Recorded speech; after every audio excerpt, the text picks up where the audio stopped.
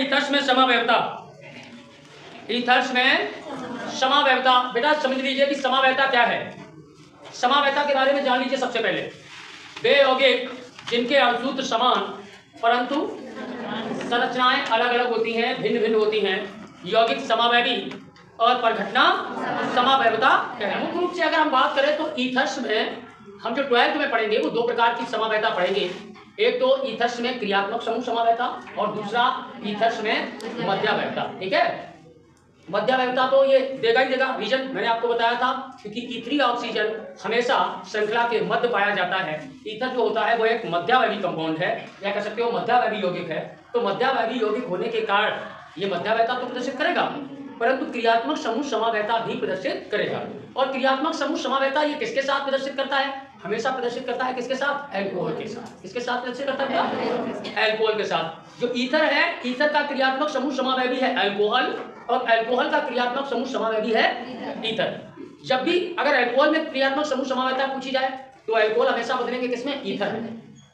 Ether में पूछी जाए तो ईथर हमेशा बदलेंगे किसमें? अल्कोहल में। ये इनमें आंतरिक परिवर्तन होगा एक दूसरे में। ठीक है, यानी कि वह एक काम करिए, एक छोटी सी हेडिंग डालिए बेटा, ईथर्स में क्रियात्मक समूह समावयवता। समझिए, ईथर्स में क्रियात्मक समूह समावयवता कैसे होगी? तो वे ईथर्स जिनमें कम से कम 2 कार्बन परमाणु हो। कितने कार्बन परमाणु हो? या कह सकते हो 2 कार्बन परमाणु युक्त ईथर्स जिनमें E3 क्रियात्मक समूह। अल्कोहल में क्या कह सकते हो, जब एक क्रियात्मक समूह किसी दूसरे क्रियात्मक समूह में बदल जाता है तो ऐसे यौगिक क्रियात्मक समावयवी और परघटना क्रियात्मक समावयवता कहलाती है। ठीक है, एक अणुसूत्र देखते हैं बेटा। पहला अणुसूत्र है, मैंने क्या बोला था, कम से कम 2 कार्बन परमाणु युक्त ईथर से ही क्रियात्मक समूह समावयवता प्रदर्शित कर सकते हैं। ठीक है, तो देखो पहला अणुसूत्र है C2H6O। ठीक है, इससे पहला ईथर बनेगा जो ईथर परिवार का प्रथम सदस्य है CH3 single bond O single bond CH3। ठीक है, ये ईथर बना। अब ये ईथर जब बना तो इस ईथर में कार्बन गिनो 1 1 2 कार्बन है, हाइड्रोजन गिनो 3 3 6 हाइड्रोजन है, 1 ऑक्सीजन बराबर कार्बन और हाइड्रोजन ऑक्सीजन सबकी संख्या बराबर। अब ये E3 ऑक्सीजन किसमें बदलेगा? अल्कोहल। प्रोडक्ट बनेगा CH3 CH2 OH, ये बनेगा। और जब ये बनेगा इसमें भी कार्बन हाइड्रोजन गिनो 1 1 2 कार्बन है, 3 2 5 1 6 हाइड्रोजन है, 1 ऑक्सीजन है ना। मैंने यही तो बोला था, जब किसी ईथर के अणुसूत्र समान होंगे और क्रियात्मक समूह दूसरे क्रियात्मक समूह में बदल जाएगा। यहाँ क्रियात्मक समूह बेटा ईथर है ना, और यहाँ क्रियात्मक समूह है अल्कोहल। एक क्रियात्मक समूह दूसरे क्रियात्मक समूह में बदल रहा है, और यही तो, और ये यौगिक क्या कहलाएगी? क्रियात्मक समावयवी। घटना क्या कहलाएगी? क्रियात्मक समावयवी। ठीक है, वे यौगिक जिनके अणुसूत्र समान परंतु श्रृंखला में उपस्थित क्रियात्मक समूह किसी दूसरे क्रियात्मक समूह में बदल जाता है, यौगिक क्रियात्मक समावयवी और घटना क्रियात्मक समावयवी। जिनके नाम पर कर लो। देखो ये तो कैसा ईथर है? सममित है। अब इधर तो दोनों तरफ एल्किल समूह जैसे है, सममित है तो आगे क्या लगेगा? डाई मैथिल। अंत में क्या जोड़ेंगे? इसमें अल्कोहल का नामकरण कैसे करोगे? सामान्य नामकरण, सबसे पहले एल्किल समूह का नाम और अंत में अल्कोहल जोड़ देते हैं। तो एल्किल समूह यह है ना, 1 2 कार्बन है तो एक हाइड्रोजन कम है, इसलिए L OH को बोलेंगे अल्कोहल। तो क्या हुआ? Alkyl alcohol. ऐसे देखो, अब अणुसूत्र दूसरा बनाना है। मान लो कि मुझे अणुसूत्र याद नहीं है और मुझे दूसरा एक ही अणुसूत्र है हमारे पास, तो दूसरा अणुसूत्र बनाने के लिए एक छोटा सा लॉजिक लगाएंगे। छोटा सा एक रूल है, बोलेंगे 1 अनार 2 यानी जब एक कार्बन बढ़ाएंगे तो हाइड्रोजन हमेशा कितने बढ़ेंगे? 2। ऑक्सीजन की संख्या उतनी रहेगी जितनी है। ठीक है, अब C2 था तो मान लो मैंने C3 किया, C3 तो H कितने बढ़ेंगे? 2, यानी H कितने हो जाएंगे? 1 और O। ये नया अणुसूत्र बन गया। अब नया अणुसूत्र बन गया, बना के देखो, CH3 single bond O CH2 single bond CH। Carbon गिनो 1 2 3 कार्बन है, 3 2 5 3 8 हाइड्रोजन 1 ऑक्सीजन है। अब ये किस में बदलेगा? अल्कोहल में। अल्कोहल में बदलना है, आसान है। करना क्या है बेटा जी, जितने कार्बन है उन सभी कार्बन की संयोजकताएं पूरी करते रहो और अंत में OH जोड़ देना है। क्या करना है? OH जोड़ देना है, अल्कोहल बनके तैयार हो जाएगा और गलत नहीं होगा स्ट्रक्चर। ठीक है, ध्यान देना। CH3 CH2 CH2 single bond गिनो 1 2 3 कार्बन 3 2 5 2 7 8 हाइड्रोजन है, 1 ऑक्सीजन है। और सूत्र दोनों का सेम है लेकिन क्रियात्मक समूह अलग अलग है। ये क्रियात्मक समूह ईथर है और ये क्रियात्मक समूह है। क्रियात्मक समवायता में बस यही होता है कि ये क्रियात्मक समूह हमेशा दूसरे क्रियात्मक समूह में बदल जाता है। ठीक है, अब नामकरण कर लो। ये इधर कैसा है? असममित। भाई इधर का एल्किल समूह अलग है और इधर का एल्किल समूह अलग है, और जब एल्किल समूह अलग अलग होते हैं तो ऐसे इधर क्या कहलाते हैं? असममित ईथर, है ना। नामकरण करो। इसको बोलेंगे मैथ, इसको बोलेंगे ए। ABCD में ई पहले आती थी एम, इसको भाई एथिल, मैथिल, अंत में जोड़ देंगे ईथर। ठीक है, अब यहाँ आओ, इसका नामकरण करो। सबसे पहले एल्किल समूह का नाम, अंत में एल्कोहल लगा देंगे। 1 2 3 कार्बन है, ग्रुप 1 हाइड्रोजन कम है तभी तो OH जुड़ा है, तो फिर हो गया। OH को बोलेंगे एल्कोहल, नाम हो गया प्रोपिल एल्कोहल। और सीधी श्रृंखला है, इनके आगे एन लगा सकते हैं। देखो एन एथिल एल्कोहल और एन प्रोपिल एल्कोहल, है ना सर। तो अब क्या करना है? एक नया अणुसूत्र बनाना है। नियम वही रहेगा, एक अनार दो बीमार। एक कार्बन पर कितने हाइड्रोजन बढ़ेंगे? 2। तो C4 और H कितना हो जाएगा? NO। ठीक है, देखो सबसे पहले तो इसका ईथर बनाओ। CH3 single bond O, CH2 single bond CH2 single bond CH3, ether बन गया। कार्बन गिनो 1 2 3 4 कार्बन हो गए। 3 2 5 2 7 3 10 हाइड्रोजन है, हो गया। अब इसी प्रकार एल्कोहल बनाओ तो 4 एल्कोहल ऐसा बनाओगे जिसमें कार्बन की संख्या कितनी होगी? 4। CH3 CH2 CH2 CH2 OH, ठीक। 1 2 3 4 कार्बन है।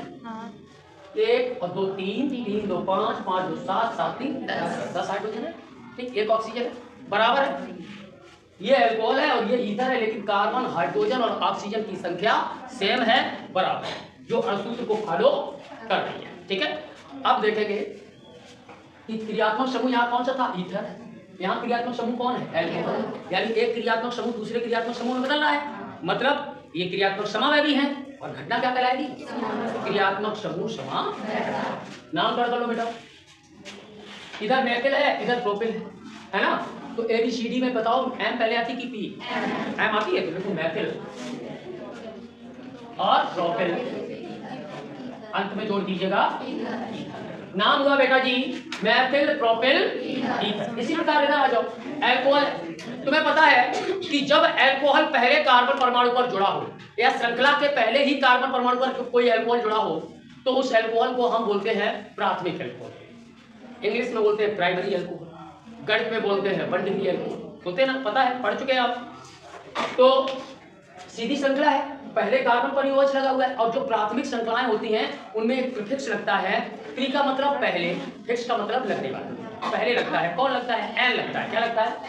श्रृंखला सीधी हो, प्राथमिक हो, उसमें हमेशा आगे क्या लगेगा? कौन सा प्रीफिक्स लगेगा? एन। तो एन। कार्बन कितने? 1 2 3 4 कार्बन बोले तो ब्यू। हाइड्रोजन कम है, इल, अंत में जोड़ देंगे एल्कोहल। नाम हो जाएगा बेटा जी एल ब्यूटिल एल्कोहल। ठीक है, नोट कीजिए। अभी हम लोगों ने जाना कि ईथर्स में क्रियात्मक समूह समवेता क्या होती है ना। अब हेडिंग डालिए मध्या, ईथर्स में मध्यावयवता। देखो बेटा, वे ईथर्स जिनके अणुसूत्र समान परंतु श्रृंखला के मध्य ही रहकर इथरी ऑक्सीजन का स्थान बदल जाता है, ऐसे ईथर्स मध्यावयवी व परिघटना मध्यावयवता कहलाती है। देखो बेटा, एक तरीके से और इसको डिफाइन कर सकते हैं। जब किसी ईथर के अणुसूत्र समान परंतु इथरी ऑक्सीजन से जुड़े एल्किल समूह भिन्न भिन्न हों, एल्किल समूह अलग अलग हों, ठीक है, तो ऐसे ईथर्स मध्यावयवी और घटना मध्यावयवता कहलाती है। तो दो तरीके से डेफिनेशन है, या तो ऐसे मान लो कि अणुसूत्र समान हो ईथर के परंतु श्रृंखला में हमेशा बीच में रहता है ईथर, बीच में रहकर ही उसके स्थान बदल जाए, बाहर तो आएगा नहीं, बीच में ही रहेगा, तो बीच में रहकर ही उसके स्थान बदल जाए, तो वो ईथर मध्यावयवी और घटना मध्यावयवी। एक अणुसूत्र देखते हैं, अणुसूत्र है C4H10O, ठीक है। इसका पहला जो बनेगा स्ट्रक्चर वो बनेगा CH3 सिंगल बॉन्ड को single bond CH2 single bond CH2 single bond C H, 4 ही कार्बन है, 3 और 1 4, 3 2 5 2 7 3 10 हाइड्रोजन, 1 ऑक्सीजन। और सूत्र के हिसाब से ही है, कार्बन हाइड्रोजन ऑक्सीजन की संख्या और सूत्र के समान ही है। अब ईथर किस स्थान पर है? पहले पर, दूसरे पर भेज दो। दूसरा स्ट्रक्चर बनेगा CH3 single bond CH2 single bond O single bond CH2 single bond CH। तीसरे पर ये जाएगा, क्योंकि अगर तीसरे पे भेजोगे तो ऐसा ही स्ट्रक्चर बन जाएगा भाई। 1 2 3 एक कार्बन बचा है, बन जाएगा। तो इसके अधिकतम कितने स्ट्रक्चर बनेंगे? 2। यहाँ इधर तीसरी ऑक्सीजन किस स्थान पर है? पहले कार्बन के पहले स्थान। यहाँ इंक्रीज ऑक्सीजन किस स्थान पर? दूसरे स्थान। ठीक है, तो बीच में रहकर इसका स्थान बदला, यहाँ पहले स्थान पर है और यहाँ दूसरे स्थान पर है। और यही तो मैंने बताया, अणुसूत्र गिन लो, 1 2 3 4 कार्बन है, हाइड्रोजन 3 2 5 2 7 3 10 हाइड्रोजन है, 1 ऑक्सीजन। दोनों में कार्बन हाइड्रोजन ऑक्सीजन की संख्या समान है, परंतु मध्य स्थिति पर रहकर ही E3 ऑक्सीजन का स्थान बदल गया है। यहाँ पहला स्थान है, यहाँ पर दूसरा स्थान है। ठीक है, इसलिए ये दोनों यौगिक क्या कहलाएंगे? मध्यावधि, और घटना कहलाएगी मध्यावधि। नाम कर दो इनके। ये असममित ईथर है बेटा जी। अब असममित ईथर है तो यहाँ कार्बन कितने हैं? 3, तो प्रोप 1 कार्बन। मैं बात वही आ गई कि जब ईथर्स असममित हो तो उनका नामकरण हम अल्फाबेट के अकॉर्डिंग करते हैं, ABCD के अकॉर्डिंग करते हैं। ABCD में जिस एल्किल समूह का अक्षर पहले आएगा उसको पहले लिखेंगे, जिसका बाद में आएगा उसका बाद में लिखेंगे, अंत में सभी के ईथर जोड़ना है। ठीक है, चलो देखो, यह है प्रोपिल, 3 कार्बन है। यह है मैथिल, प्रोपिल की शुरुआत T से, मैथिल की शुरुआत M से। तो ABCD में पहले कौन आता? M या P? तो लिखिए मैथिल, प्रोपिल और अंत में जोड़ देंगे, है ना आसान? ऐसे यहाँ आ जाओ। ये सममित ईथर है भाई, दोनों तरफ। मैंने क्या बोला था? तुम और तुम्हारी फोटो, बस कंडीशन थी, विदाउट फिल्टर।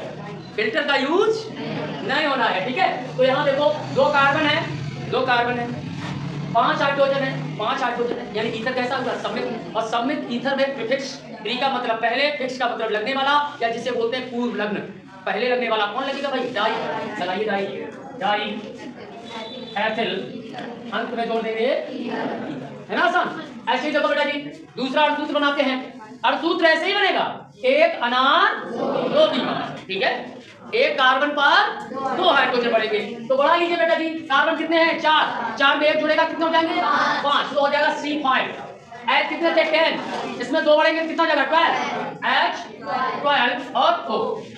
पहला देखो CH3 सिंगल बॉन्ड O, सबसे पहले शुरुआत करनी है तो ईथर को पहले कार्बन पर ही रखना है। देन फिर दूसरे तीसरे पर देखेंगे कि कैसे कार्बन है, कितनी कार्बन की संख्या है। अगर जा सकते हैं तो तीसरे पे भेजो, चौथे पे भेजो, और नहीं जा सकते तो नहीं भेजो, है ना? तो CH3 single bond O, CH2 कितने कार्बन है? 5, 2 का इस्तेमाल कर चुके हैं, 3 और ले लें। CH2 single bond CH3। अब ये ईथर किस पोजीशन पे है? पहले।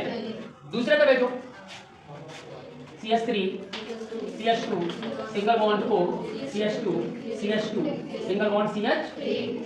कहाँ पहुंच गया? दूसरे पर। तीसरे पे पहुंच सकता है क्या? ना, तीसरे पे नहीं पहुंचेगा। 2 ही स्ट्रक्चर बनेंगे। ठीक है, पहले पर रहेगा और दूसरे पर। लेकिन अब ये ईथर हुआ कैसा? असममित। अब ये ईथर हुआ सममित, सॉरी असममित है दोनों। ठीक है, कोई नहीं, सॉरी असममित है। ठीक, अब दोनों ईथर्स असममित है बेटा जी, नाम कर करेंगे। 4 कार्बन बोले तो 1 2 3 4, 4 कार्बन बोले तो ब्यूट, 1 कार्बन बोले तो मैट। अब ABCD में बोलो कौन पहले आता है? M भी आता है, तो लिखो ब्यूटिल, फिर मैथिल, अंत में जोड़ दीजिएगा ईथर। नाम हुआ बेटा ब्यूटिल मैथिल ईथर। ऐसे इधर आ जाओ, 1 2 3 कार्बन, 3 कार्बन बोले तो प्रो। इधर 1 2 कार्बन है, 2 कार्बन बोले तो H की शुरुआत E से, प्रो की शुरुआत P से। तो ABCD में पहले कौन आता है? E या P?